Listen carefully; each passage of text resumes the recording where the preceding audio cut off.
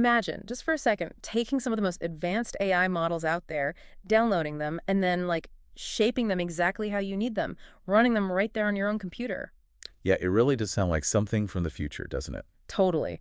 But that's kind of the revolutionary shift we're diving into today because, well, it's not science fiction anymore. Exactly.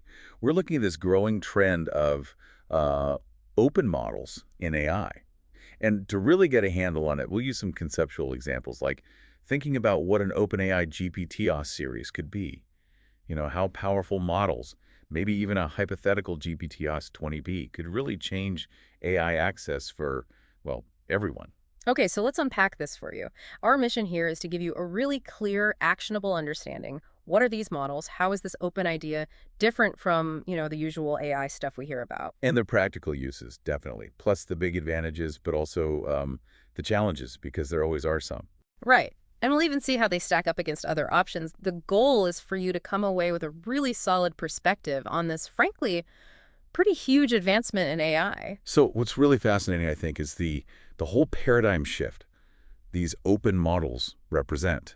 Traditionally, right, if you wanted to use powerful AI, say from OpenAI, you'd use an API. You send your data over, get results back. Exactly. But the actual model, the core intelligence, stays behind their walls, proprietary, Yeah. hidden. But with this concept of open models, we're talking large language models where the weights, The weights being those parameters from all the training data. precisely, those weights are made publicly available. Okay, so the weights are out there. What does that actually let you do? Especially if you're, say, a developer or maybe just someone curious about building AI stuff. What's the immediate practical benefit? The immediate benefit is control, huge control. It means you can actually download these models, run them on your own hardware. Not just in some giant data center somewhere. Right. Or in custom environments you set up. Think about the freedom that gives you for, like, experimentation, for fine-tuning. You can tailor these really powerful AIs to fit your project exactly. That's just not possible with a sort of black box API. That's a really strong point about control, but I know this term open weights can sometimes get mixed up with fully open source code. How do we make that distinction clear for everyone listening? Yeah, that's a really crucial distinction. When we talk about truly open source, like fully open source, that usually means you get everything. Yeah. The complete code, the original training data, even the exact methods they use to build it. Total transparency, basically. Exactly. You could replicate it, understand every single step. Now, with the open weights approach, like we're imagining for a conceptual OpenAI GPT-OSS model, Yeah. you get the core intelligence, the weights, often under a flexible license, maybe like Apache 2.0. Okay. But you might not get the full underlying code or the original massive training data set. So maybe not fully open source in that purest sense, but that Apache 2.0 license, that still sounds pretty empowering for developers, doesn't it? Oh, absolutely. This kind of flexible licensing is key. It lets you use the model, adapt it, even build commercial products on top of it and sell them.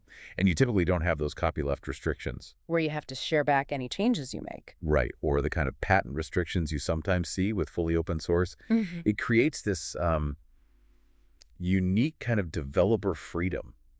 It's a really powerful middle ground, balancing that accessibility with commercial potential.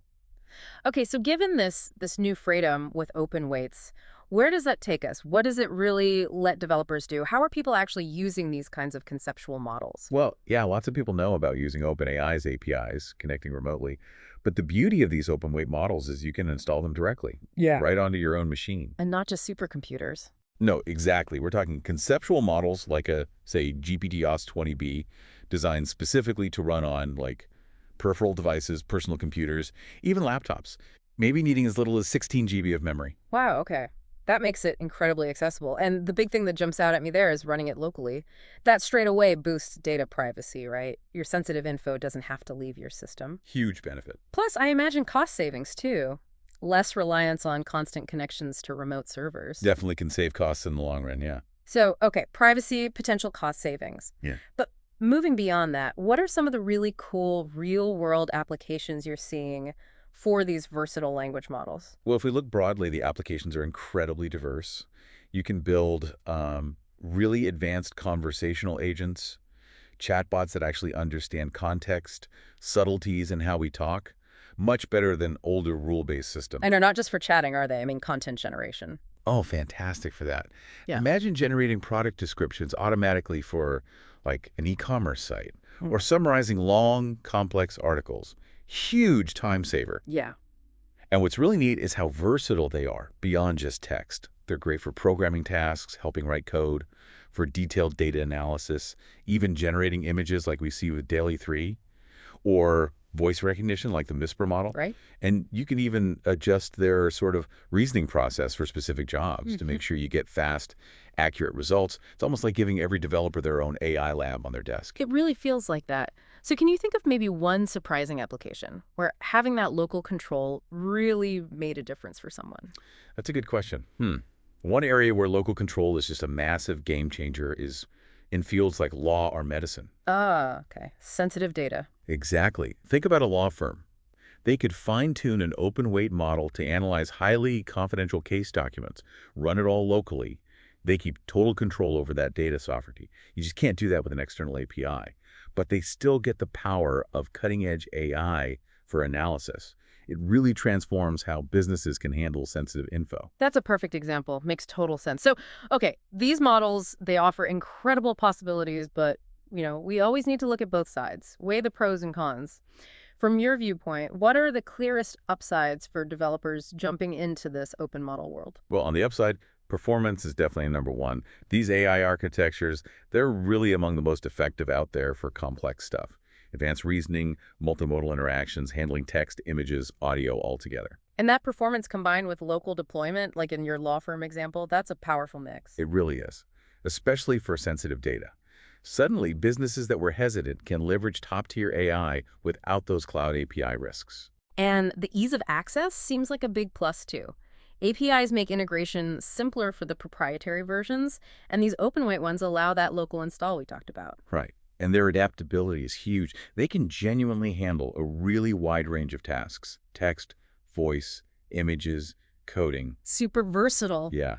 And for people with very specific niche needs, that deep customization you get with open weight models is ideal. You can tweak them precisely for unique situations. Okay, so those are some strong advantages, but what about the downsides? What should people be aware of?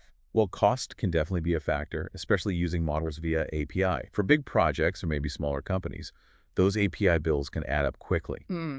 And while APIs do make things easier, if you're new to AI development, that initial integration, it can still be a bit tricky. It's not always just plug and play straight away. That cost point is interesting.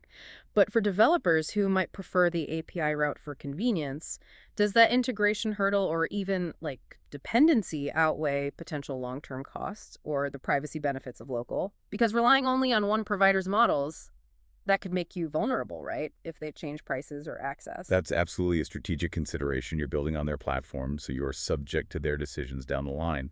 And yeah, that dependency is a real factor to weigh. And then there's the data confidentiality point again. Sending data out via APIs always raises those security and privacy questions, especially if it's sensitive stuff. You've really nailed the core trade-offs there. It often boils down to what you need most: control, security, scalability, or the convenience and immediate power of a managed service. And building on that cost point, understanding the pricing is key. With OpenAI's API models, it's mostly about consumption, calculated in tokens. Tokens being like small bits of text, words, or parts of words. So just to give you a rough idea, costs can vary a lot. The big flagship models like GPT-4o might cost, say, a few dollars per million input tokens.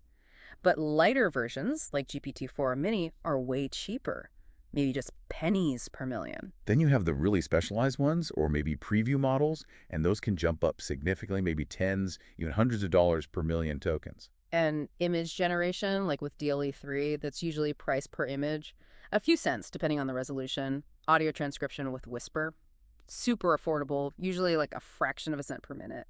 And it's important to remember, those are just the basic usage costs. If you want to do fine-tuning or use text-to-speak services, there are extra costs there. Oh, and critically important, your personal ChatGPT Plus subscription. That doesn't count for API use if you're a developer. No, totally separate. Different pricing, different use cases. Right. So with all this capability, who are these models really for? Both the API ones and these conceptual open-weight ones like a GPT-OSS. The main audience, really, is developers, researchers, and businesses. Anyone looking to embed advanced cognitive capabilities into what they're building. Okay, like who specifically? Well, companies and startups, for example.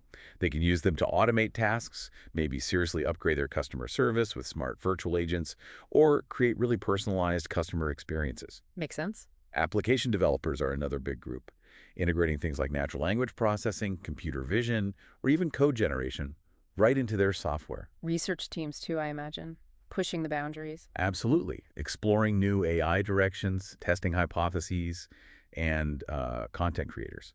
For brainstorming ideas, generating text quickly, even speeding up visual creation. If you're creative, this stuff is getting really, really interesting. Yeah, I can see that.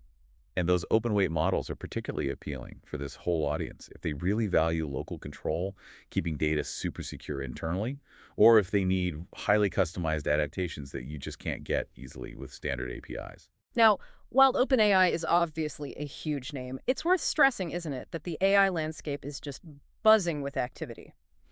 There are lots of other players offering competitive open source or open weight models.